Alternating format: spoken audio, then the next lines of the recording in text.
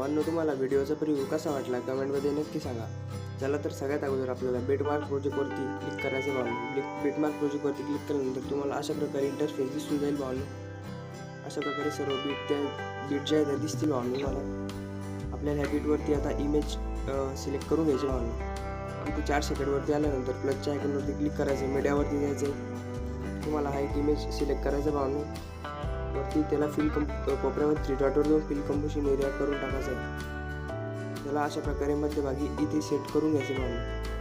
त्यानंतर पुढच्या बीटवरती जाऊन ते पुढचा पार्ट आहे त्या इमेजचा तो कट करायचा आहे बीटपासून पुढे.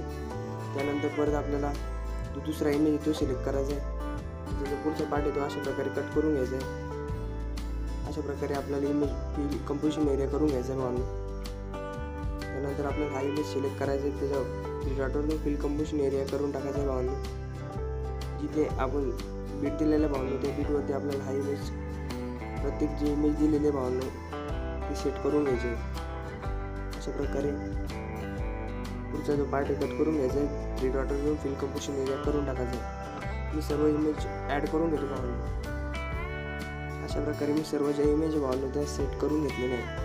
त्यानंतर आपल्याला इथे परत 4 सेकंडवरती येऊन जायचं भावांनो. प्लसच्या आयकॉनवरती क्लिक करून मीडियावरती जायचं. मीडियावरती गेल्यानंतर तुम्हाला इमोजीची PNG दिलेली भावांनो तिला अशा प्रकारे वरती या कोपऱ्यामध्ये न्यायचे भावांनो. त्यानंतर सेकंड नंबरचे जे रोटेट ऑप्शन आहे त्यावरती क्लिक करून त्याला +20 डिग्रीमध्ये अशा प्रकारे सेट करायचे. ते 3 नंबरचं ऑप्शन त्याच्यावरती येऊन त्याची साईज अशा प्रकारे थोडी इन्क्रीज करून घ्यायची भावांनो. त्यानंतर त्याला पण आपल्याला शेवटपर्यंत असं ओढून घ्यायचं आहे. ओढून घेतल्यानंतर परत आपल्याला प्लसच्या आयकॉनवरती क्लिक करून मीडियावरती जायचं भावांनो. त्यानंतर आपल्याला जी फर्स्ट बीटवरती जायचं भावांनो.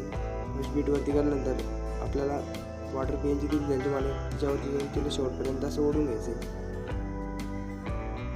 त्यानंतर आपल्याला बॅक जायचं भावांनो. शेक इफेक्टवरती जायचं. आपल्याला शेक इफेक्टवरती गेल्यानंतर जो पहिला इफेक्ट आहे त्याच्यावरती क्लिक करायचं भावांनो. इफेक्टवरती जाऊन 3 डॉटवर जाऊन कॉपी करायचा इफेक्ट. त्यानंतर बॅक यायचं. बॅक आल्यानंतर बिटमार्क प्रोजेक्टवरती जायचं आपल्या.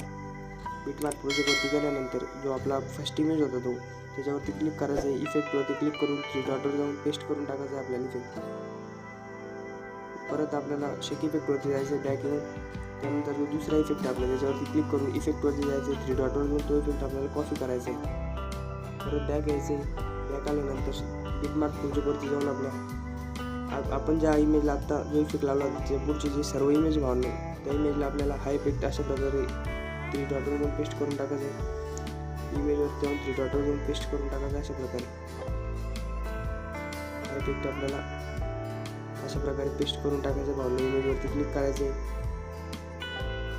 अशा प्रकारे पेस्ट करून टाकायचं आहे. मी सर्व इमेजला पेस्ट करून घेतो भावनो इफेक्ट. मी सर्व इमेजला इफेक्ट पेस्ट करून टाकलेला आहे भावनो. अशा प्रकारे सर्व जे इमेजला आहे आपण पेस्ट केलेलं आहे. आपला व्हिडिओ झालेला आहे भावांनो. तुम्हाला व्हिडिओ कसा वाटला कमेंटमध्ये नक्की सांगा. व्हिडिओला एक्सपोर्ट करण्यासाठी कोपऱ्यामध्ये जो बाण आहे त्याच्यावरती क्लिक करून व्हिडिओला एक्सपोर्ट करून घ्यायचं भावांनो. व्हिडिओ तुमच्या गॅलरीमध्ये सेव्ह होऊन जाईल भावांनो. चला तर भेटूया भावांनो पुढच्या व्हिडिओमध्ये. धन्यवाद.